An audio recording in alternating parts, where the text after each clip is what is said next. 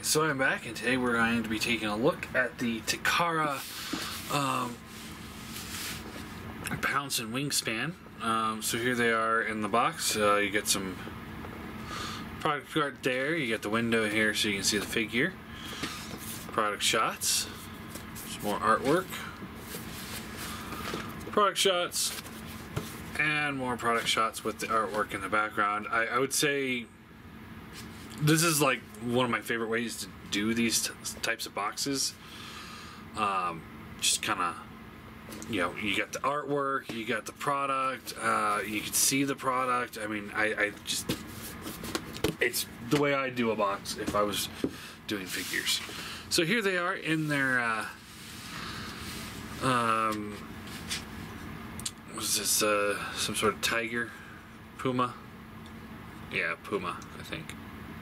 Technically, I think. And bird. So yeah, they look pretty good. They are Titan Masters. So I'm supposed to be able to take one of the little dudes. And there's, oh well, yeah, there's right there. Just kind of plug that guy in, and there you go. I'm sure it's the same on this guy. Yep. So you can just plug him in like that if you want to have a little dude riding on him. I don't, so I'm not going to, but it is an option. I didn't know that was an option until I was looking at the box just now. So yeah, wings, they're tabbed in up here, so there's not really any mobility there, but the tips of the wings can fold. And then the feet, you get a swivel here, kind of a hinge here, and then this has a little bit of a hinge here. Head can go a little up, not really down, and then the tail feathers can move up a down a little bit. For Pounce here, same thing with the head. Front leg can swivel. It's got a knee bend. Back leg can swivel. Also has a knee bend. And the tail can hinge up and down. Nothing remarkable here, but I mean, it works. It all works. So let's get them transformed. So we want to flip the head back. Rotate this head forward, fold these arms up, and then we can take these arms and fold them out. Hinge legs down, fold this in, rotate, and rotate, and then you just take this piece here and folds up, gets out of the way, and there is Pounce. As for Wingspan, you want to fold the wings up, fold this down, rotate the legs down, these hinge out, flip the bird head back, and there you go. There they are in their robot modes. Fairly simple transformation, as you can tell. Nothing like, oh man, this is incredible, but it works. Posability is the same on both of them. You got the head swivels. It's got like kind of a butterfly joint due to transformation. Ball joint and shoulder. Bicep swivel. There's a ball joint at the elbow, but the way it's kind of cut, you're almost only going to get a hinge out of it. Hips are on ball joints, thigh swivel, bends at the knee, and nothing at the feet. They do have just kind of a standard 5mm port, I believe, so we can take something like that and plug it in if you wanted to. It is unfortunate that they don't have gun. I would have liked to see them with, you know, just some pistols or something, but I do have a bag of guns somewhere, so that won't be a major problem for me.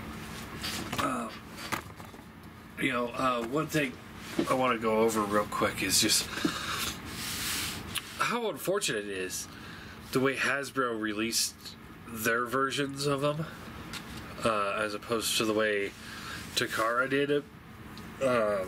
If you want to get the Hasbro versions, you can get one of these guys plus one of the Autobot ones in a 2-pack at Walgreens for like $20, which is great.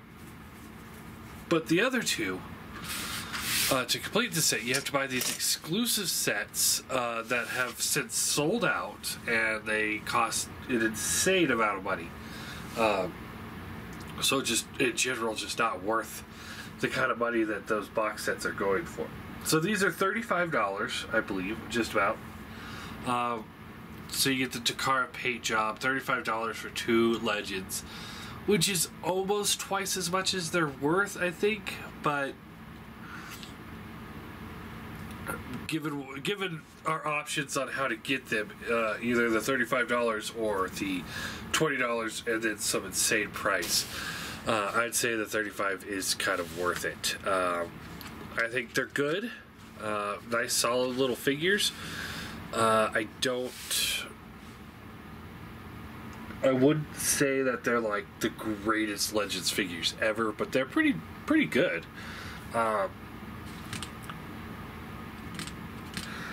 The thing is like they're not the most important characters, so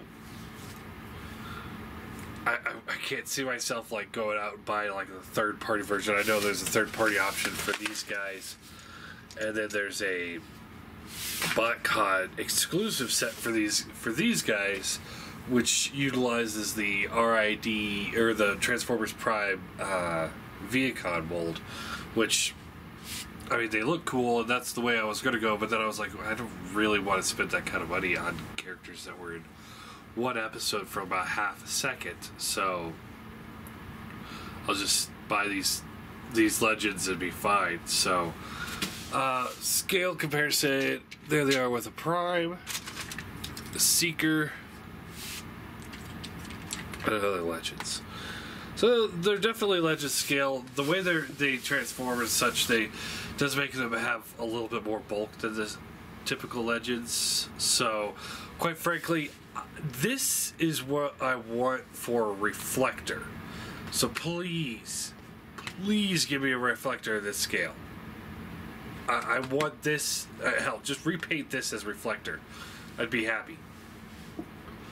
Because right now, the only other options us chunk collectors have is the Perfect Effect ones, and those are just way too small. This is what I want for a Reflector. Come on. Actually, that head looks kind of like a Reflector. I may just go ahead and start customizing Reflectors. I don't know. But anyway. So yeah, that's all in all, I'm gonna give them a 8 out of 10. I think the only thing that they're really missing is weapons, because it would have been nice to give them a pistol or something, and the cost is still a little outrageous, but it's not terrible. All things considered, I'd say 35 is acceptable for it. It's not like woo, but I would have preferred, if they would have released both of them in the 2-packs for Walgreens exclusives, then I could have went out and bought, $40 for both sets. I think that would have been better. But I got them. I'm happy. It works. They're going on the shelf, so, no problems there.